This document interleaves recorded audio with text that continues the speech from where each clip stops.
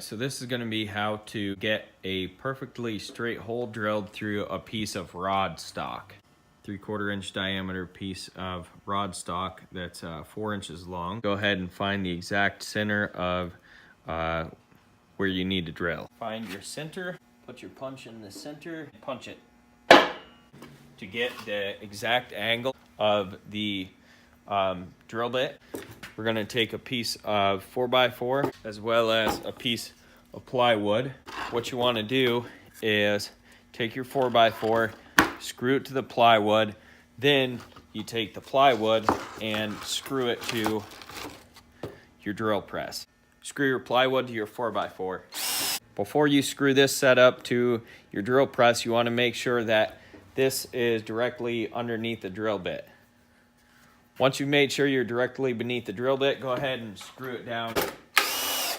Once everything's secured to the drill press, you're going to go ahead and take a drill bit that's the exact size of your rod stock, and you're going to drill a hole in the wood at least half of the length of your work.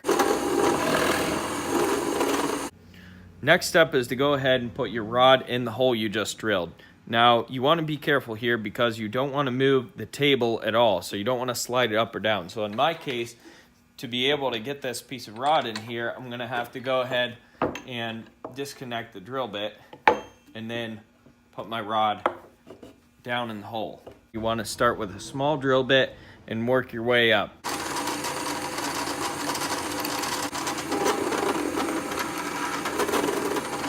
So that's pretty much it as far as drilling a straight hole in rod stock. Again, there are probably better ways, but this is one of the best ways I've found to drill a straight hole in a rock. You're probably wondering, how the heck do I get this thing out of the bore? I have an old sweatshirt here and a pair of vice grips or pliers. I'm gonna twist, pull up, and it'll come right out. So I went ahead and drilled a little hole in the back here because this is actually gonna be a little mini cannon when it's finished. And I just wanted to show you that I drilled a smaller hole inside of a larger hole, and that's because the fuse is actually really close to the diameter of the projectile, which is going to be a BB.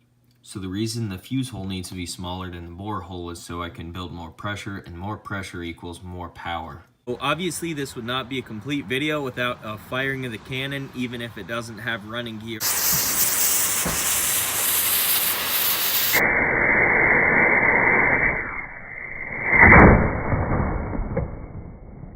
We put a hole through the can. I don't know if you can see that or not. All right, so I've had a chance to shoot the cannon a little bit. I only ran into one issue with it. Right here, you can see there's a bigger hole, and then down in there, there's actually a smaller hole. So the issue with this is that you not only have to put gunpowder in the end of the gun, but you also have to put gunpowder down in here to act kind of as like a primer, and I'll explain more about that in the video. So first of all, let's go over the specs of the cannon. It's a 3/4 inch diameter brass rod, and it's 4 inches long.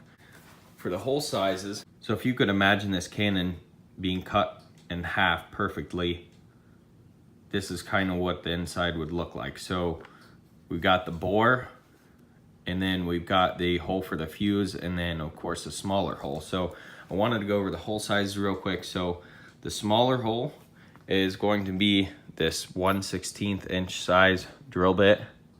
That's for the small hole.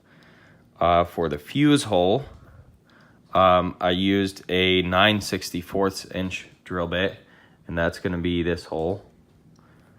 And then for the bore hole, I used a 3/16 inch drill bit, and this is the closest size I could get to the size of my projectile, which is BBs. For the gunpowder, I'm using this Pyrodex RS.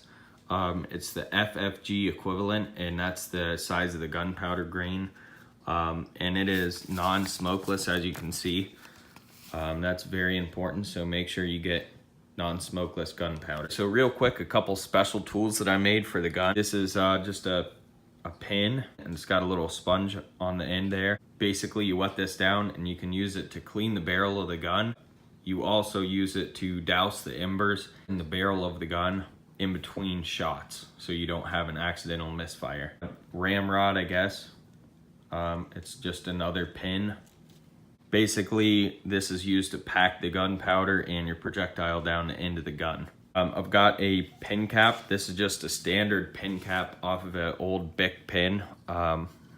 This style pin. This just helps me to measure out the perfect amount of gunpowder or not, but it's basically just a couple cards folded in half. I use one for the primer powder and I use one for the regular powder. Basically the primer powder is this Pyrex just crushed up into smaller, finer powder. I'll show you how to make some real quick. So basically in order to make the primer powder, what you're gonna do is pour a very small amount. You only need a few grains. That's actually too much. I just take a little spoon and just kind of crush it. And again, this is just to get it down to a finer powder. So you kind of get the idea. This is kind of what you're looking for. It's just a finer powder. So to load the gun, we're going to take our pin cap, fill it up. So I find that almost full, not all the way full, works out pretty good. And fill it up. Take your ramrod or packing rod, pack the gunpowder down in there. Next, you want to come up with a wad. A lot of times I'll use tissue paper, but if you have some old earplugs sitting around, these are just yellow classic earplug. They happen to fit in a 3/16 inch hole very tightly. So the tighter you pack your wadding, the more powerful.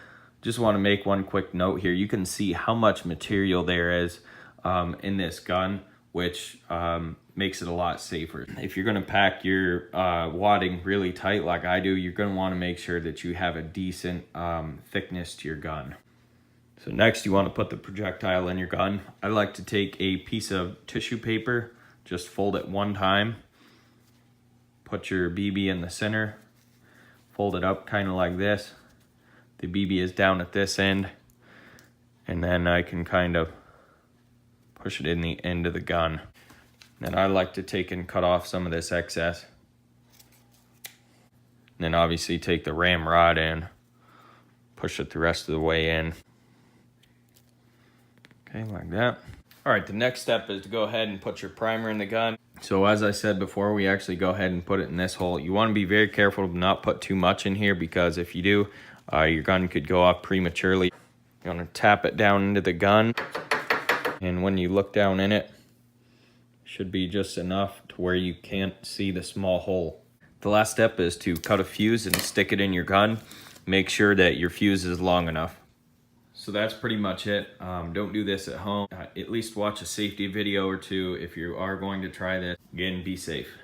So there's our cannon right there. It's a little bit windy today, so hopefully we get the sound I'm looking for. But we're gonna take the camera over here and set it down.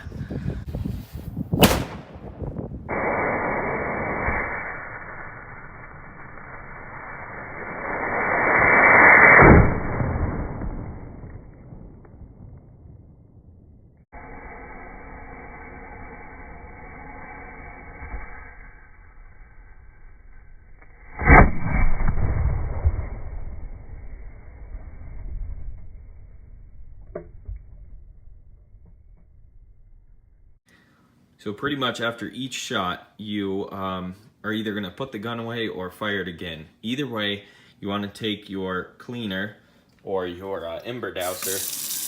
You're gonna soak the end, and if you're gonna go ahead and fire it again, you don't wanna put soap on it. You just take it, twist it around, shove it all the way down to the end of the gun, and then you're ready to fire again. So basically what this is gonna do is put out any embers that are in the gun so you don't have any accidental misfires while you're reloading the gun.